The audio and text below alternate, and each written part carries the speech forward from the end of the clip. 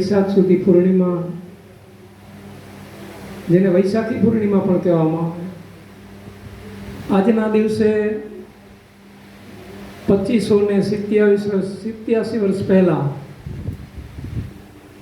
નેપાળના લુંબિનીમાં ભગવાન તથાગત બુદ્ધનો જન્મ થયો હતો.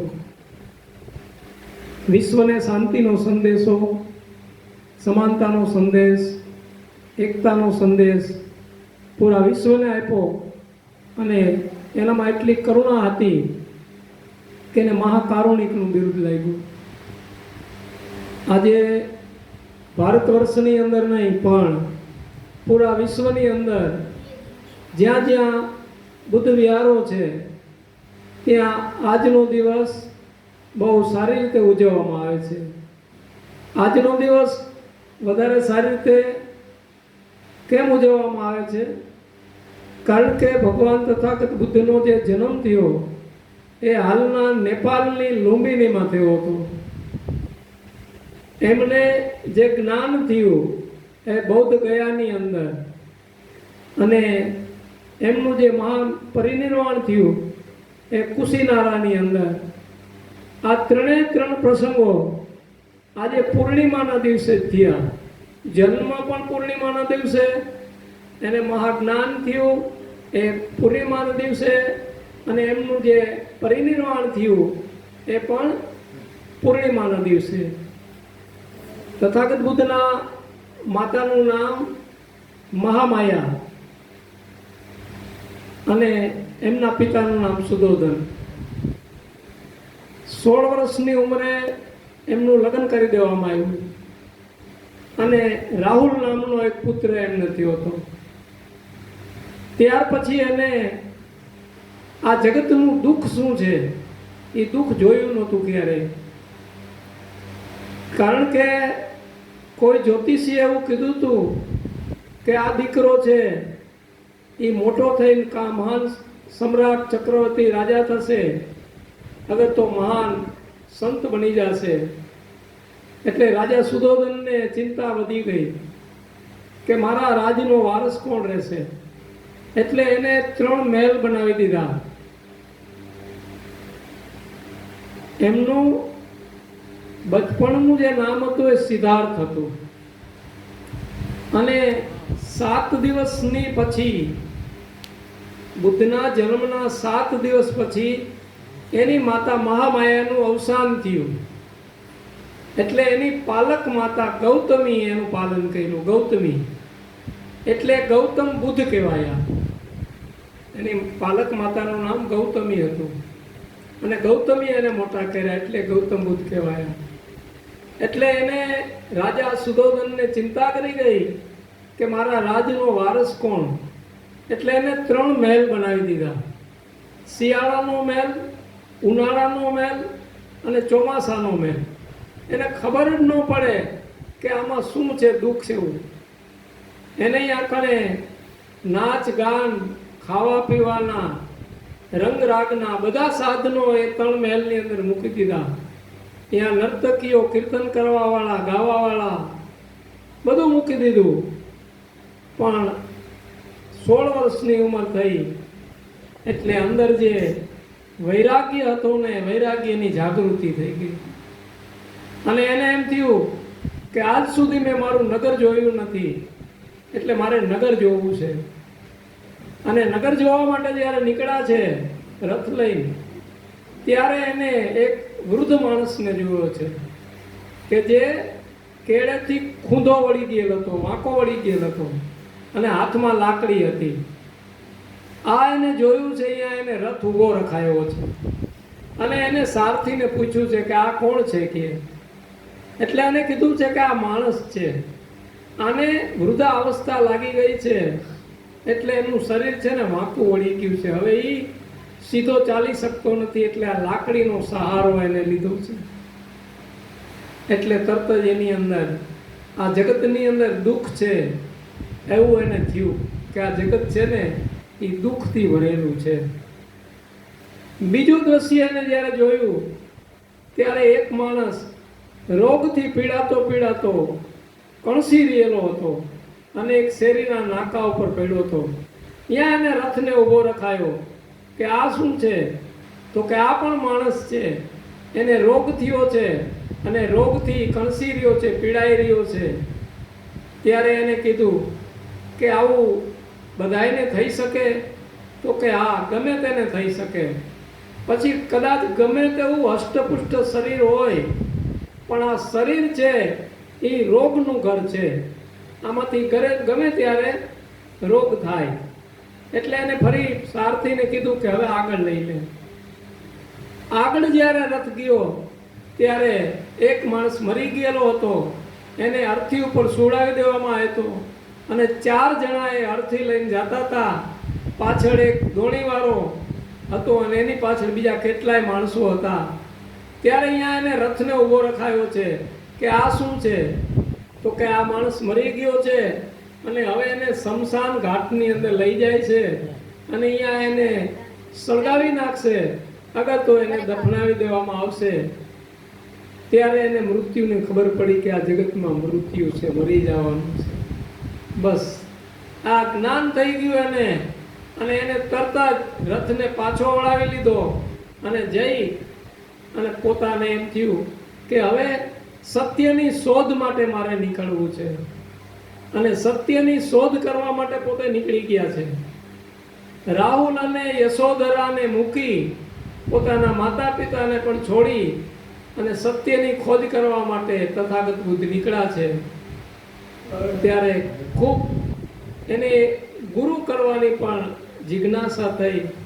ત્યારે એને અલાર કલામ નામના એક ગુરુ કર્યા અને અહીંયાથી એને જ્ઞાનની પ્રાપ્તિ થઈ નહીં. ત્યાં એમની પાસે એક જ્ઞાન હતું નહીં, જે સત્યનું જે જ્ઞાન બુદ્ધને જોતું હતું એને ન મળ્યું. ત્યાર પછી એને ગુરુ રામ કરીને નામ એક બીજા ગુરુ કર્યા, એની પાસેથી પણ એને સત્યના જ્ઞાનની પ્રાપ્તિ થઈ નહીં. પછી પોતે જે આજનું બુદ્ધ ગયા કહેવાય છે, અહીંયા એક પીપળાના વૃક્ષની નીચે બેસી ગયા અને નક્કી કરી લીધું કે જ્યાં સુધી મને સત્યના જ્ઞાનની પ્રાપ્તિ નહીં થાય ત્યાં સુધી હું અહીંથી ઉઠીશ નહીં. અને અનાજ મૂકી દીધું, અનાજ ખાવાનું બંધ કર્યું. ધીમે ધીમે ધીમે એક ચોખાનો દાણો લેવાનું ચાલુ રાખ્યું. ત્યારે એનું જે શરીર છે એ હાવ કૃશ થઈ ગયું.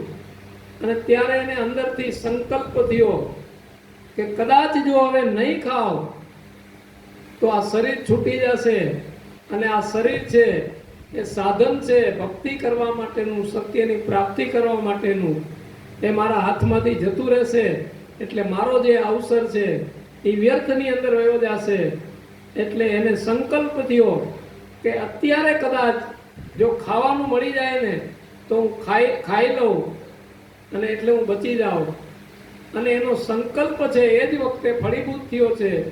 સુજાતા નામની એક બાઈ હતી, એ ખીરનો થાળ લઈને આવી અને એને ભગવાન બુદ્ધ જે ધ્યાનમગ્ન હતા એની આગળ મૂકી દીધો.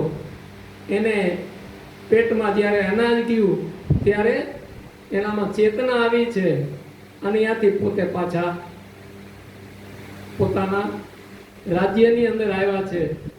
અને ત્યારે એની પત્ની યશોધરાએ એક પ્રશ્ન એને કર્યો છે કે જેને માટે તમે ગયા હતા એ અહીંયા પ્રાપ્ત થઈ શકે કે નહીં?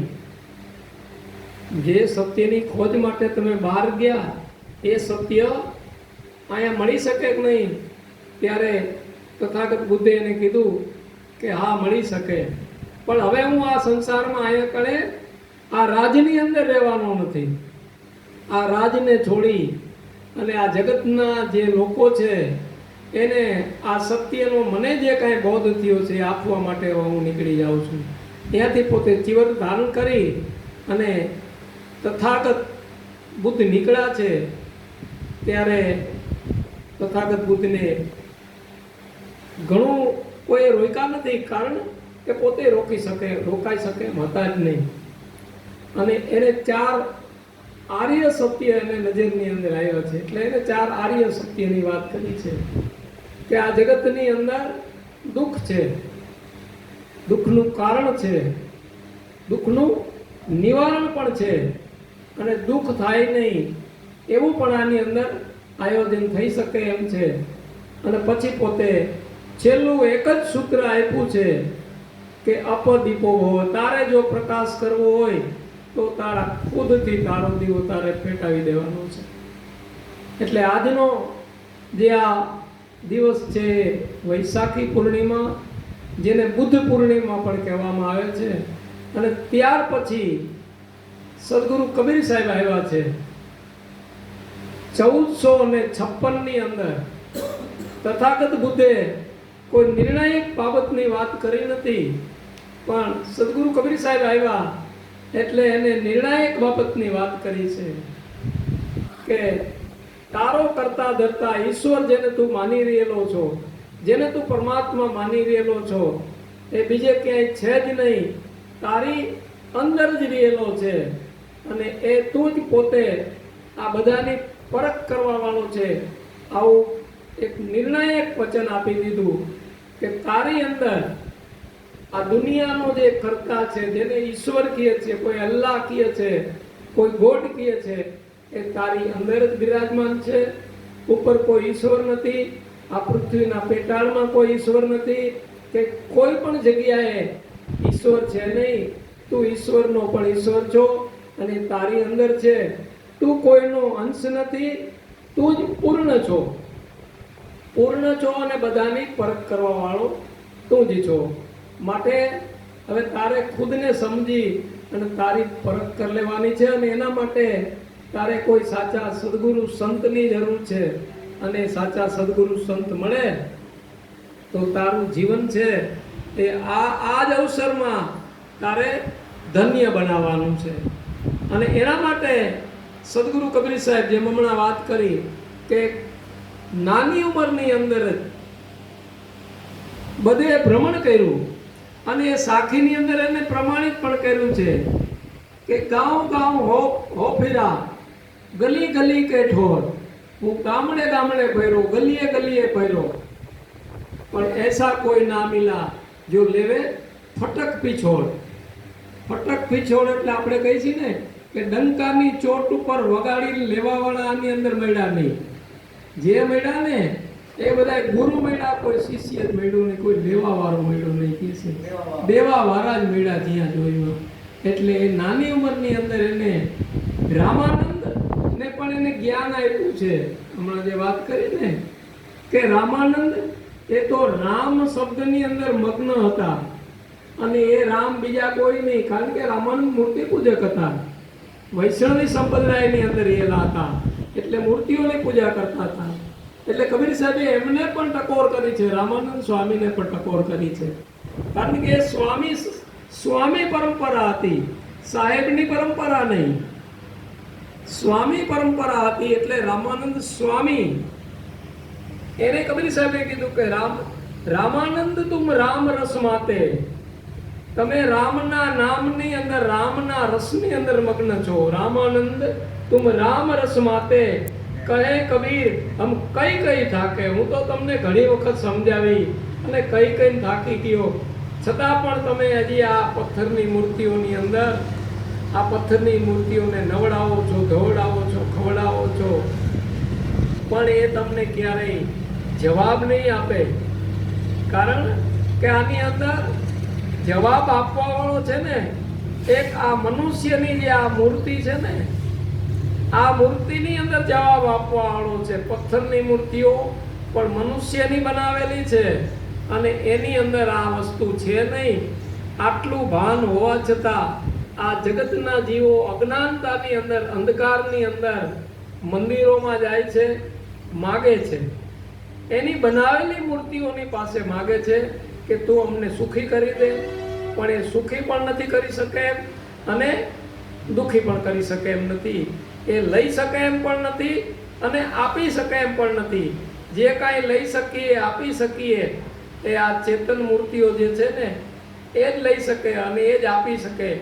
બાકી કોઈ મંદિરની કે કોઈની બનાવેલી, જે મનુષ્યની બનાવેલી મૂર્તિઓ છે, પછી ગમે તેની મૂર્તિ હોય, એ કાંઈ આપી શકે નહીં.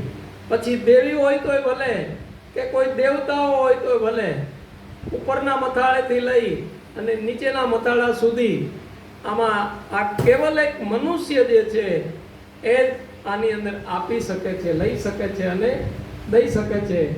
માટે ઘણો બધો સમય થઈ ગયો છે.